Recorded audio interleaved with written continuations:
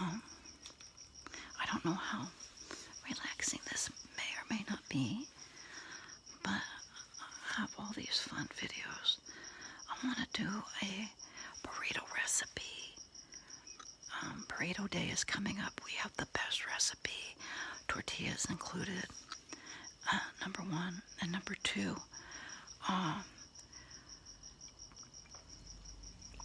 maybe I'll do a story time. And again, I understand if crickets aren't fun for your ASMR experience. But as far as I'd like to title this video, it might be Under the Moon and Stars, Out Camping with the Crickets. Story time with Angela Bryant. This is, I remember the other night I was talking about TV shows and how, as I look back, I see how a handful of TV shows that I loved as a kid really formed my life. And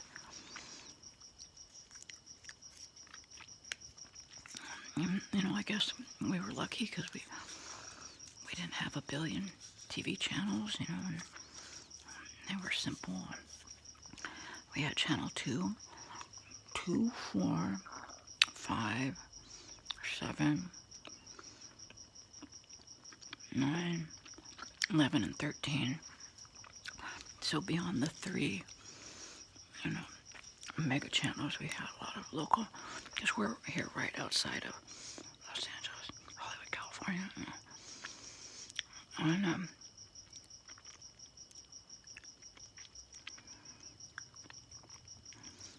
I Love Lucy formed my life. Brady Bunch formed my life. And That Girl formed my life. That show, That Girl, with Marlo Thomas. And of course, Partridge Family formed my life. I had the biggest crush on David Cassidy. It wasn't even funny. But the singing, I was really convinced as a young person you could get your family together, anybody together, and you can sing, and you can be a movie star. I was convinced. And, so a little bit of Partridge Family and a little bit of Flying Nun for my life.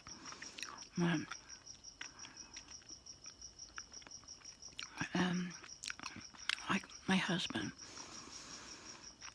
My husband is an exact mix of Mike Brady and Ricky Ricardo.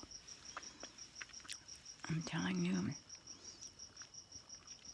he's as handsome and loving and kind and cuddly and mad about me as Ricky is over Lucy.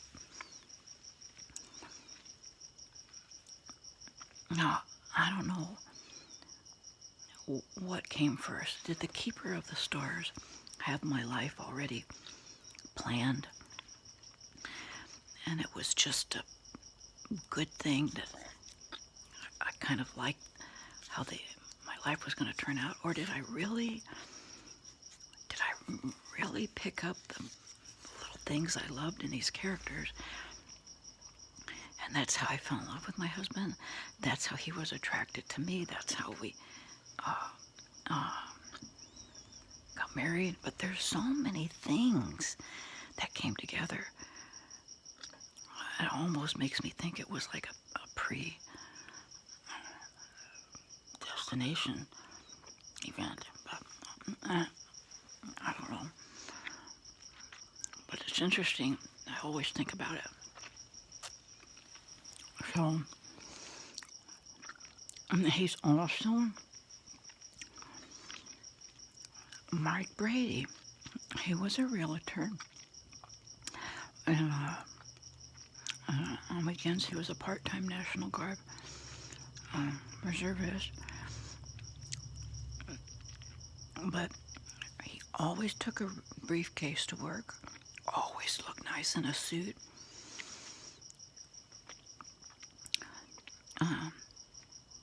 He just always looked nice. So there's Mike Brady, and there he is. Comes home, goes to work and comes home. Now, Mike Brady played golf. My husband was not a golf person, though he was an outdoor activity guy. And he loved to do stuff with the kids. He loved to take the kids camping. He loved Grand Canyon. Still does. Remember the Brady Bunch? We went to camping. Went to Ghost Town. I did go to Grand Canyon. And they did the real camping with tents and sleeping bags and the whole 9 yards. That's my husband to a T. Was very patient, Mike Brady. My husband is very patient. And see what else.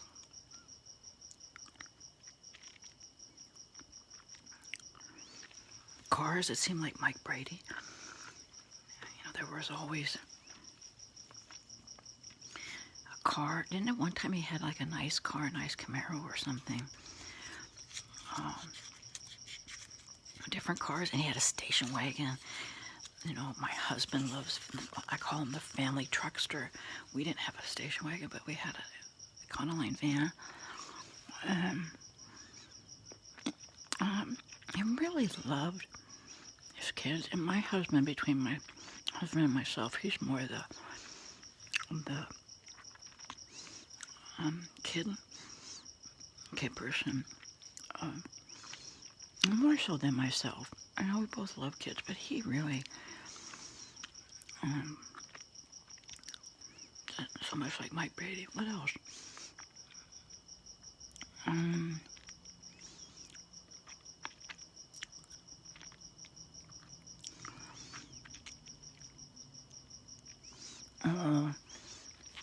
In the times he brought his wife flowers, and we would try to help out. That's exactly like my husband.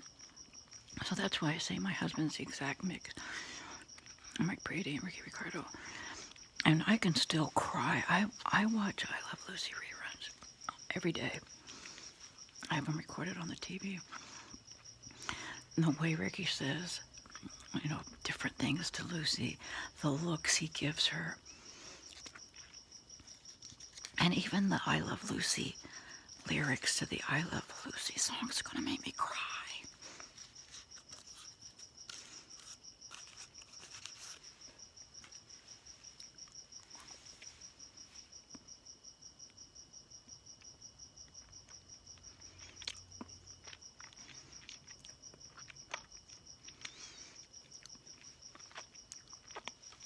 And then as far as my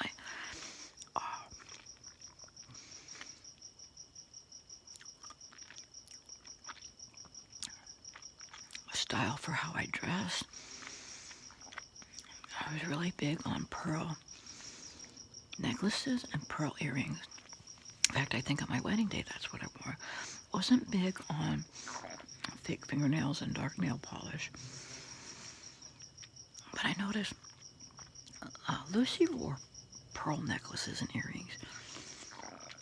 And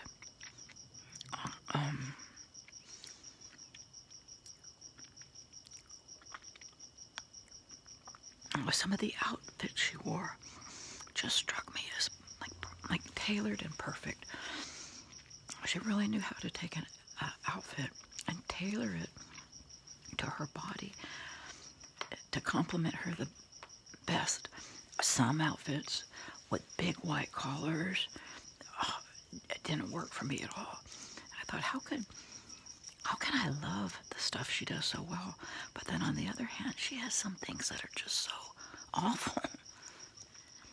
And it would be so easy to see and compare, because then you look at Ethel, and she'd have these button-up tight dresses with these little loopy collars and tight sleeves and tight waist.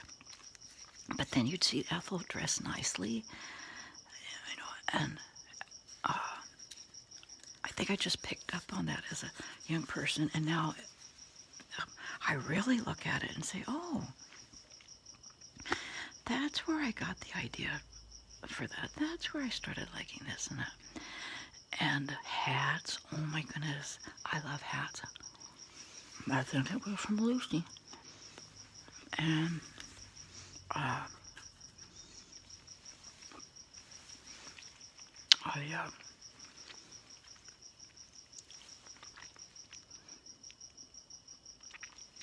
I just started thinking as a young person that you do get these things that match. Now, they never really talked about shoes, but I would notice how important it was. Oh, I just don't ever want to marry a guy shorter than myself. I noticed Ricky had heels, like 3 or 4 inch heels on the show. And there were times when Lucy wore flats on the show. And she had like a small heel, went back and forth. But that was my biggest fear, like, oh my goodness, I can't have a husband my same height or shorter. And so I was just fortunate my husband's like right under 6 feet tall, which is nice, and I'm 5'6". Let's see, what else?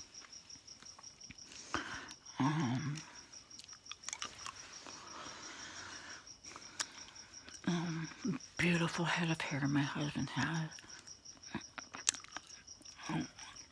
He's in his 80s, and if I have to say, if he's balding, he may have lost some hair in his hairline, and maybe a teeny tiny, a little less hair in the far back of his head, but nothing. You can look at him and say, "Oh, there's a bald spot," or nothing like that.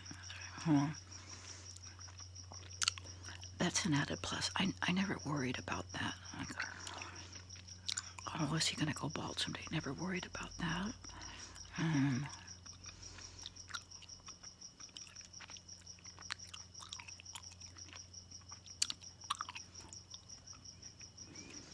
Just a lot about Mike Brady. What else about? They were both just good about bringing flowers. Ricky would bring flowers and candy to Lucy. Ricky brought that to Lucy. Mike Brady bring his wife flowers. And they had an anniversary, and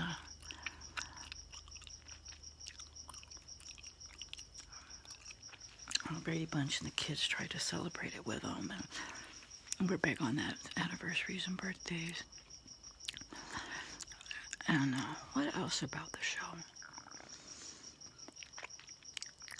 Oh, how thrilled Ricky and Lucy looked when they were expecting their first baby. I'm convinced that some of the emotions they showed on their anniversary shows and the baby being born shows was not acting. It was so sincere and so real. But I'll never know. But when I watch it, that's what I think. And my husband was so happy for both events, for us getting married, for our babies, and our anniversary. And truth is, he was more in love.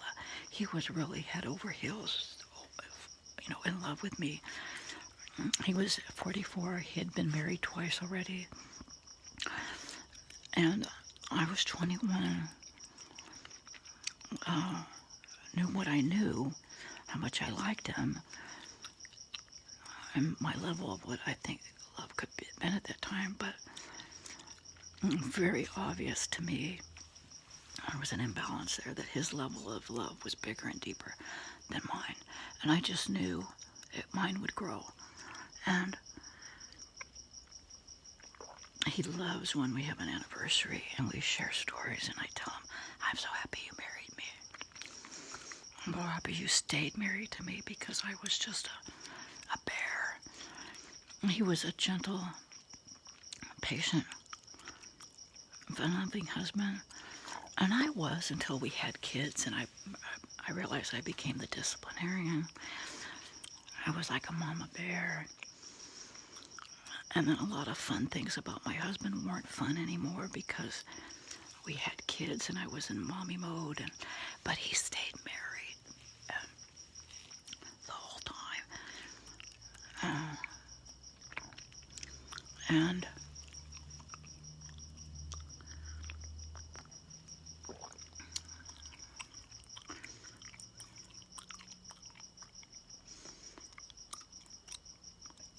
he loved helping out with the girls at school.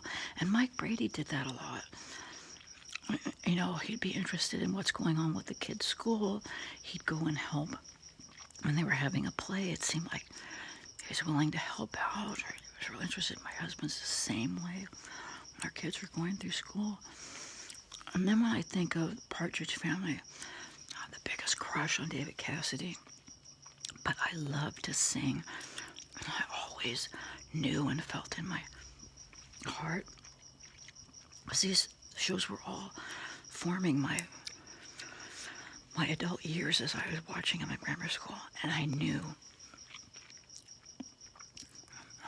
I could encourage my brother, my sister, or somebody. I could get somebody together and we could have a little singing band or a group. That never happened, but it kept the fire alive for me that someday I'm going to be a singer. Someday I want to be a singer. Closest I ever got to be a singer was karaoke night. And I was that good. We used to go everywhere for karaoke night, and my husband would go. I used to do karaoke night at the Moose Hall. When we went on vacation, wherever, Vegas, Cincinnati, Indiana, wherever we went, I'd always check out what hotels have karaoke night. And what were some of the songs I sang that no one sang? And people loved it because, yes, I did it very well. And no one else did it. You know that Captain and Tennille, Do It To Me One More Time. That was a favorite, and a ton of people would get up and dance to that one. But I did one nobody ever did, you know, Edge of 17. Fleetwood Mac. I nailed that song. I would practice and practice and practice in my bedroom in front of the mirror. I'm going to say about 2 weeks.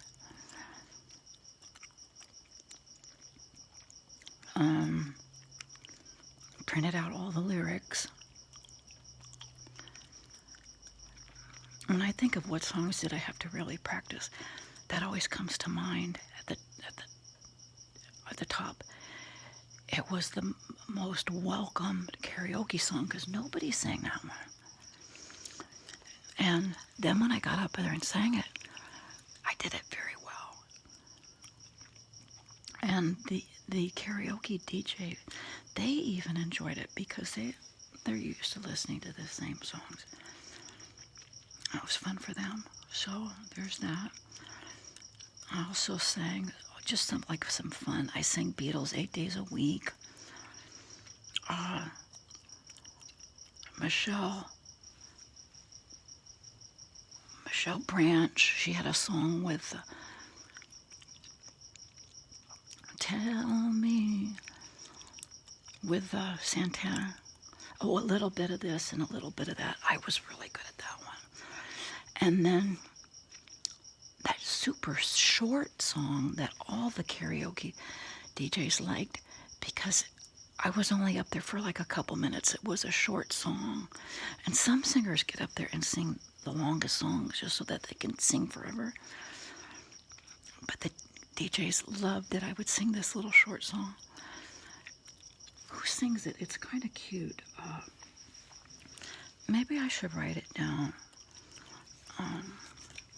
let's see, Michelle Branch. That's that one about if I was.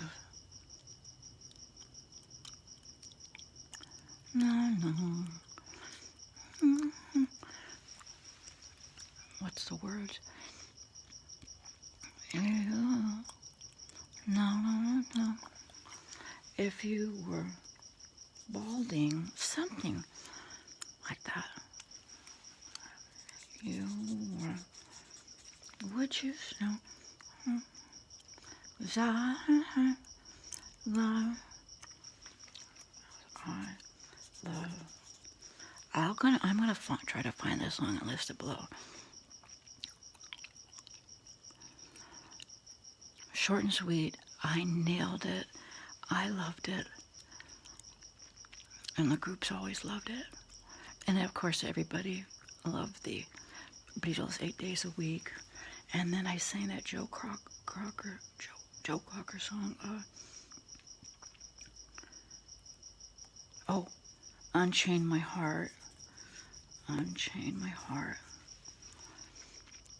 I sang that one. And I sang Beautiful. Remember James Blunt? Beautiful. And there were a few words in there I changed for myself as a female singer. Sing that. Everybody loved that. And my husband, I'd always run it by him because he would be in the audience, and I'd be up there and have a few beers, and I thought maybe I'm thinking I'm better than I am.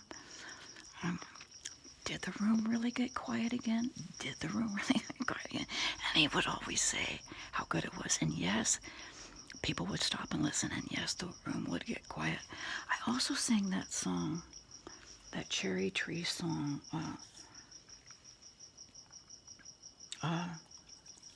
Cherry Tree, no, no, no, no, no. I sang that one. Cherry.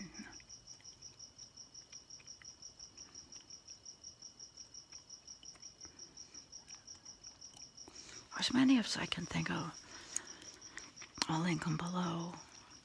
And I always made sure I sang a song that I thoroughly loved, but that I also knew that the audience, people there, would recognize.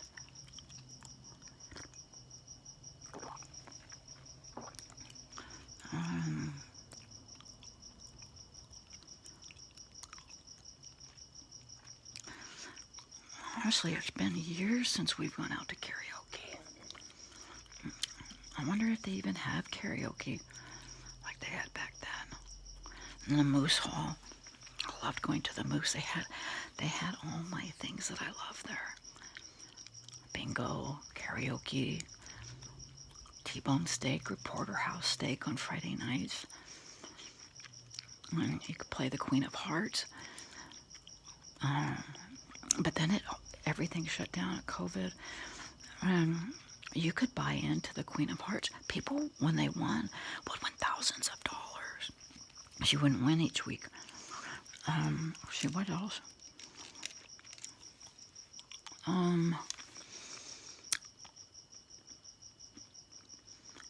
Remember Sylvia, that Nobody song? Your Nobody Called Today. I sang that one.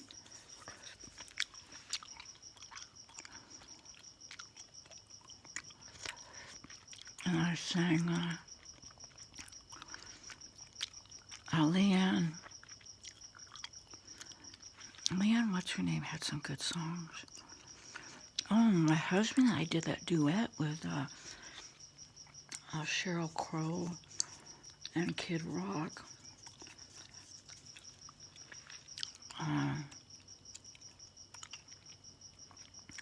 What's the name of it?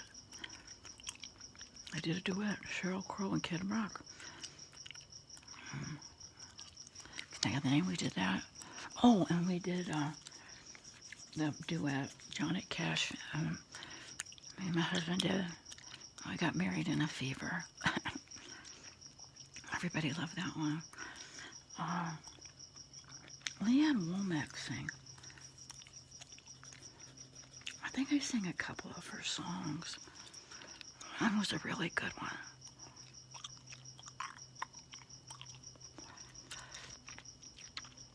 Well, I've surprised myself, all because of what the Partridge Family did for me as a young person and my love of singing. And I'm sure I can gather up people and we can have our own little band. I'll be the lead singer. And that never happened. But I did take on a life of singing karaoke. Loved it. I was really good at it. The Partridge Family, I think, started me with that. And then the Flying Nun. Our whole family, though we're not Catholic now, born and raised Catholic, went to all the Catholic churches, all the Catholic schools. We saw all the Catholic nuns, though our nuns were all dressed in black. You could see a little white rim in their hats or their habits. The Flying Nun was white, but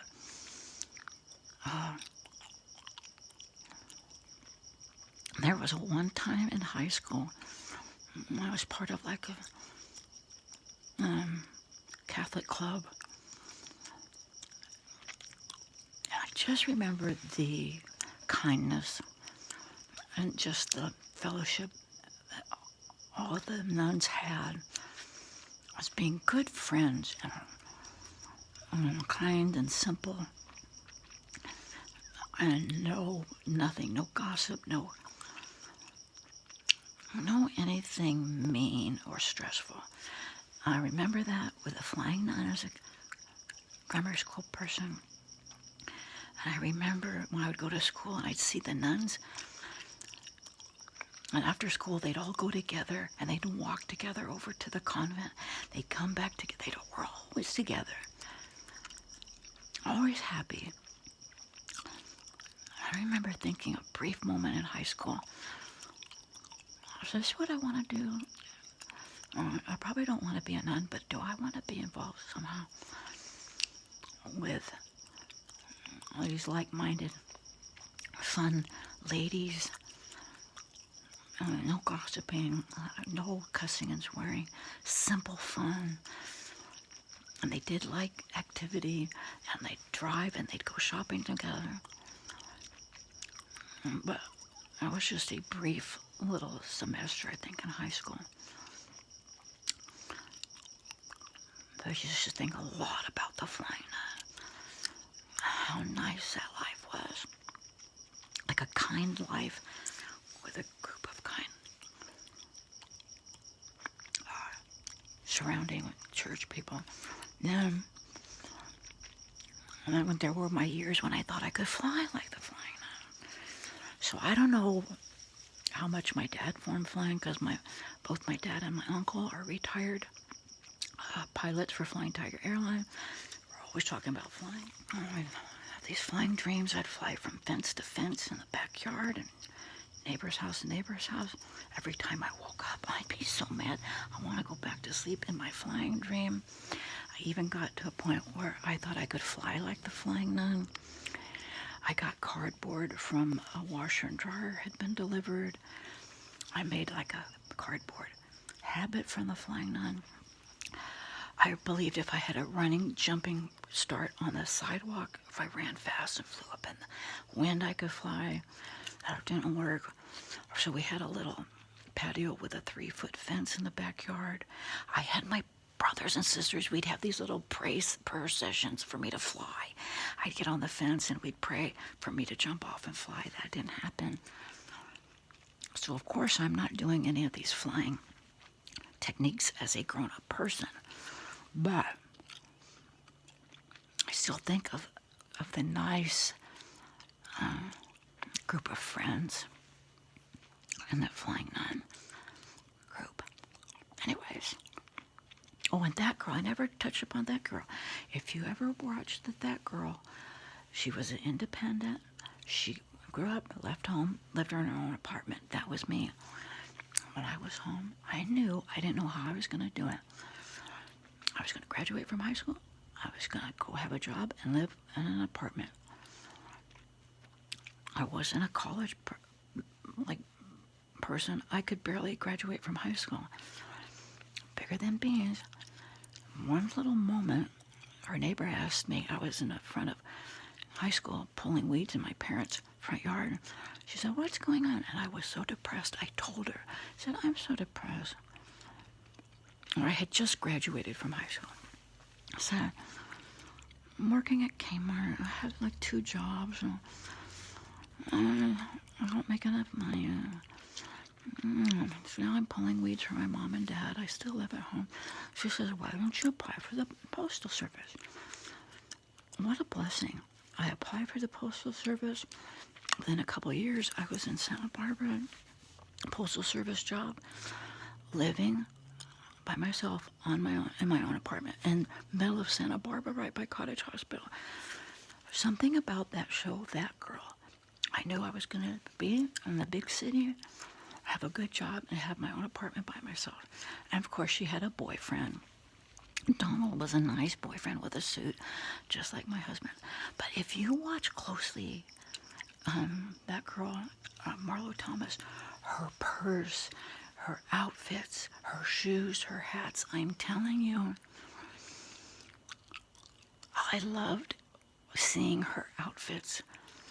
Gloves or no gloves, hat or no hat, the color coordination, her excitement and joy about life. I was always happy watching that show. Oh, I could see myself with that life.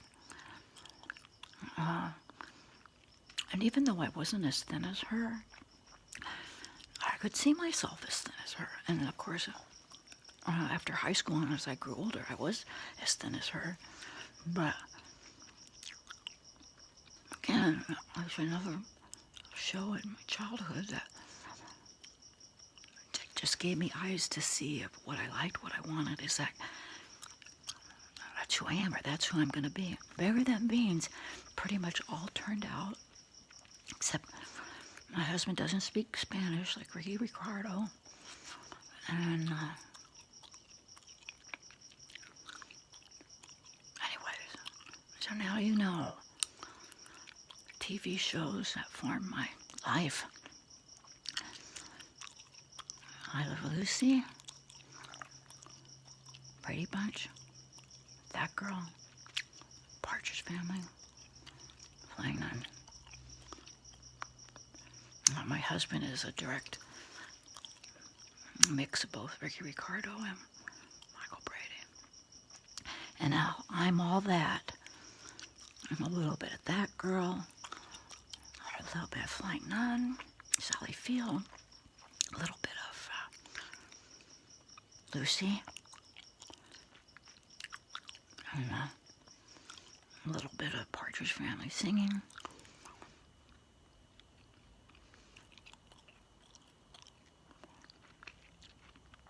And I wasn't Carol Brady. I don't know. Interesting. So let me know, are you living a life kind of formed by your childhood TV shows?